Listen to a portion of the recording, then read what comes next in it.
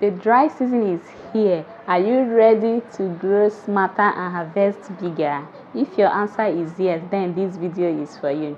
Hello friends, welcome back to my channel. My name is Chidera. On this video, I want to be sharing with you 10 costly mistakes you need to avoid during dry season farming. Number one on my list is ignoring soil testing. The healthier your soil, the healthier your crop. You need to test your soil to know the pH level of that soil so that you can be able to determine the kind of crop you will grow. Every crop has its own pH tolerance. You need to grow the right crop so that you don't make mistake, so that you don't run at a loss. Test your soil. That is the first thing you need to do. So far it has to do with planting of crops. You need to test your soil to determine the pH level of that particular soil, to know the right crop that suits that particular farmland. So make sure you test your soil. Another one is wrong irrigation planning. Whenever you hear dry season farming, what should come to your mind is water. You need to plan on how to provide the crops with water. Do not allow your crops to test. There is no crop that will survive without water. Make sure there is proper irrigation planning in the farm. You need to get your source of water ready. Are you going to use streams? If there is streams around you, are you going to dig well? Whichever, but most preferably I prefer sinking a borehole in the farm and then having means of powering it, and then you irrigate your farm. Set your irrigation system in the farm, then irrigate your farm. Make sure your crop do not test for water. If not, they will all die up. So that is the number 2. Then number 3 is choosing the right crop. We have crops that are drought tolerance, crops that can withstand the dry season. That is the crop you need to grow. You look out for this kind of crop in your agro stores around you. Ask them, this is the kind of crop you want to grow, and make sure you are planting the right crop. Always demand for hybrid seed. Tell them you want to plant hybrid seed. They will give you, although there are different brands in the market, but make sure you get the right seeds that are drought tolerance. That is the number 3. The number 4 here is ignoring market demand. Yes, before you start cultivating any crop, you need to go around your market, around you, your environment, and know the kind of crop they are growing, and know the kind of crop of high demand in that particular area.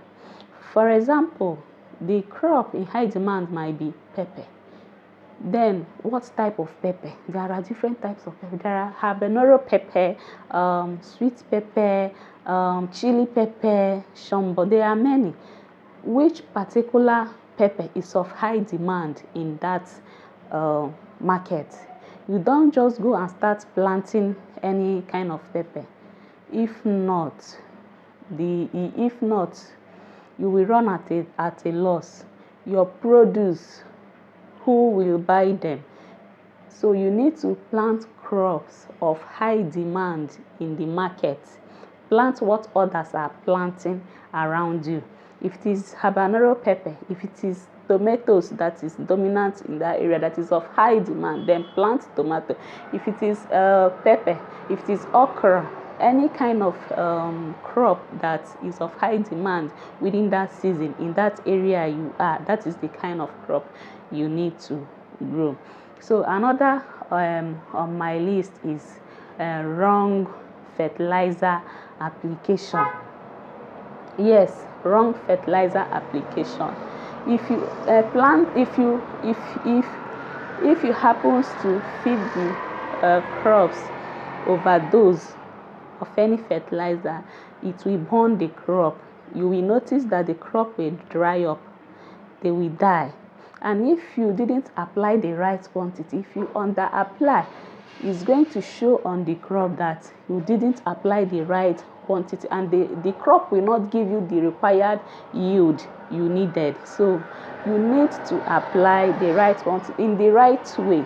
There is a way you apply fertilizer on your crop. You don't apply the fertilizer too close to the crop. You give a spacing before you apply your fertilizer. So these are the things you need to avoid so that you do not harm the crop and then run at a loss. Then another one on my list is wrong spacing. Wrong spacing. Now, let's say for example, in a plot of land can contain 1,000 stands, 1,000 stands of tomato. Instead of planting that 1,000 stands, you plant 500 because of wrong spacing. You overspaced. Then you are going to run at a loss. You will find out that the required quantity of produce you need, the required quantity of fruits, the person who planted 1,000 plants will get, your own will be lesser because you overspace. Then if you underspace, if you didn't plant the right spacing, if it is too close, if the crops are too close to each other, you'll find out that they will compete for everything. They will compete for sunlight, they will compete for food, for water, for everything, and they will not give you the required yield. So you need to know the right spacing. Each crop has their spacing. Each crop have their spacing, so that you will not plant you will not plant using the wrong spacing and then will not meet up the required yield. So you need to avoid these mistakes. Another one is neglecting pest and disease control. Despite we are in dry season, pest and disease control thrive. You won't say because we are in dry season, everywhere is dry, disease will not affect your crops or pests will not come. No, they will all come. So you have to plan for it ahead so that whenever you see such, you will tackle it immediately. You have to get your pesticide, your insecticide, your fungicide according to the crop you are going to plant. You get them ready so that whenever there is disease outbreak or wherever you notice any pest in your farm, you don't need to panic. You will apply the right pesticide or fungicide, insecticide, so that you'll be able to tackle the problem. That is the reason why you need to plan ahead, getting all these things getting all these things in time, so that when there is outbreak of pest and disease, you can tackle it. If you overlook the control of pest and disease, it's going to be a disaster. Your crop will be eaten up by pests.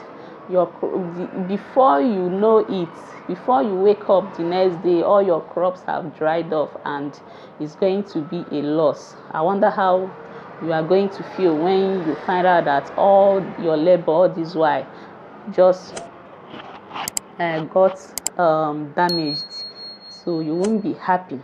So you need to plan very well and avoid this particular mistake and get your chemicals, everything ready ahead. So another on my list is skipping mulching. You don't need to skip mulching during the dry season.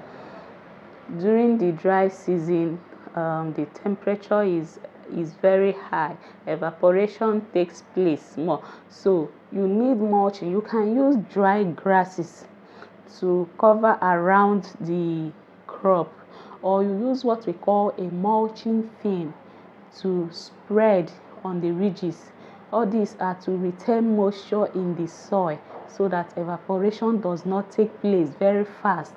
You find out that when you mulch, there is still moisture stuck in the soil around the crop. That is the main reason for mulching. So you don't need to overlook it. You don't need to skip it. It's very necessary and important too. So another on my list is budgeting. You need to budget very well. Do not overlook budgeting. You need to budget very well. That is where business plan comes in.